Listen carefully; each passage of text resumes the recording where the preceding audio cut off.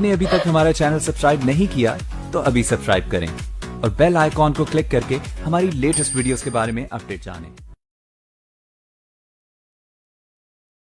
اس وقت یہ ہے کہ اصل نماز یہی ہے، یہ سورہ فاتحہ۔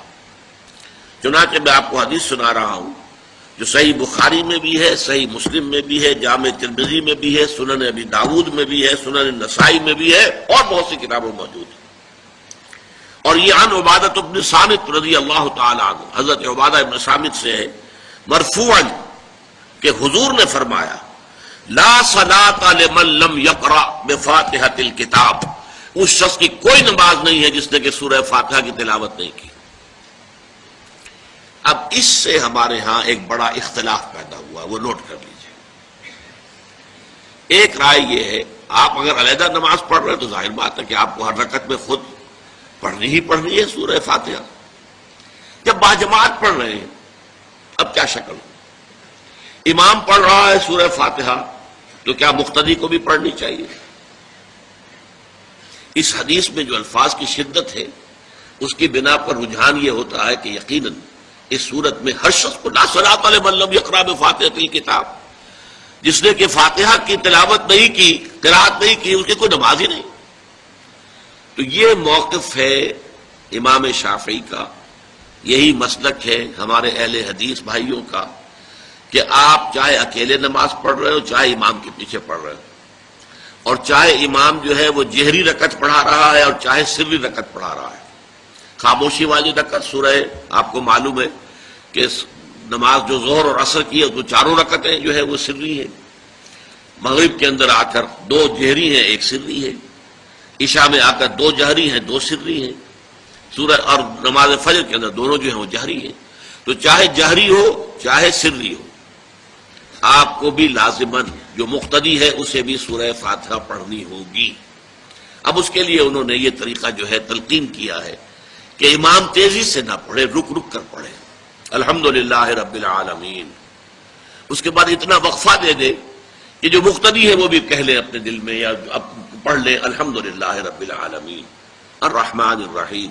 تو یہ رک رک کر پڑھنا، خاص طور پر اگر آپ کو موقع ہوا ہو کسی اہل حدیث امام کی امامت میں نماز ادا کرنے کا تو آپ دیکھیں گے کہ بڑا فرق ہے۔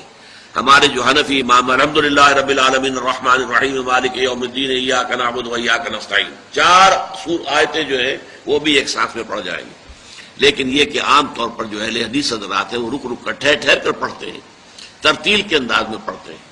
یا پھر دوسری شکل انہوں نے ایک اور کی ہے، یہ آپ سعودی عرب میں جب کبھی نماز پڑھیں گے اور آپ پڑھی ہو آپ نے تو وہاں آپ دیکھیں گے کہ امام جو ہے وہ سورہ فاتحہ پڑھنے کے بعد کوئی 1 منٹ جو ہے خاموش رہتا ہے تاکہ آپ اب جو مقتدی ہیں وہ اس وقفے میں وہ اب سورہ فاتحہ پڑھ لیں، پھر وہ قرات کرے گا، کوئی اور آیات اس نے شامل کرنی ہے تو بعد میں شروع کرے گا، درمیان میں وقفہ ہوگا۔ لیکن ایک مسلک یہ ہے، اور یہ مسلک جو ہے یہ در حقیقت قرآن مجید کی ایک آیت کے اوپر مبنی ہے۔ سورہ اعراف کے آخر میں فرمایا گیا وَإِذَا قُرِئَ الْقُرْآنُ فَاسْتَمِعُوا لَهُ وَأَنصِتُوا، جب قرآن پڑھا جا رہا ہو تو توجہ سے اسے سنو، خود خاموش رہو۔ اب یہ قرآن مجید کی آیت ہے، اس کے بنا پر ایک رائے یہ ہے کہ آپ امام کے پیچھے سورہ فاتحہ نہیں پڑھیں گے، پڑھا جا رہا ہے سنو اس کو، خود خاموش رہو۔ اور اس کے لیے وہ دلیل دیتے ہیں کہ یہ شکل ایک وفد کی سی ہے، جیسے کسی بڑی شخصیت کے پاس اگر آپ کا کوئی وفد جاتا ہے، 8-10 افراد ہیں، ان میں اسپوکس مین ایک ہوتا ہے، وہ بات کرتا ہے، باقی سب لوگ موجود رہتے ہیں، سنتے ہیں۔ اسی طریقے سے امام جو ہے وہ گویا کہ آپ کا نمائندہ ہے اور وہ پڑھ رہا ہے الحمدللہ رب العالمین الرحمن الرحیم مالک یوم الدین، تو امام کی قرأت ہی آپ کی بھی قرأت ہو گئی۔ گویا کہ اس آیت سے، اس حدیث سے اختلاف نہیں ہے، اس کی تعبیر سے اختلاف ہے کہ امام کا قرأت کر لینا در حقیقت مقتدیوں کی طرف سے بھی قرأت ہے۔ اس میں جو حنفی مسلک ہے وہ بہت سخت ہے، اور وہ یہ ہے کہ چاہے سری نماز ہو اور چاہے جہری ہو، ہر کسی بھی حالت میں مقتدی جو ہے وہ سورہ فاتحہ نہیں پڑھے گا۔ اب اس میں ذرا سا سوال پیدا ہوتا ہے کہ جہری رکعت میں تو اس آیت کا اطلاق ہو جائے گا کہ وَإِذَا قُرِئَ الْقُرْآنُ فَاسْتَمِعُوا لَهُ وَأَنصِتُوا، سری میں تو اس آیت کا اطلاق نہیں ہوتا. بہرحال یہ مسلک ہے امام شافعی کا، ایک انتہا پر ہے، ہر صورت میں سری ہو یا جہری ہو آپ کو پڑھنی ہی پڑھنی ہے.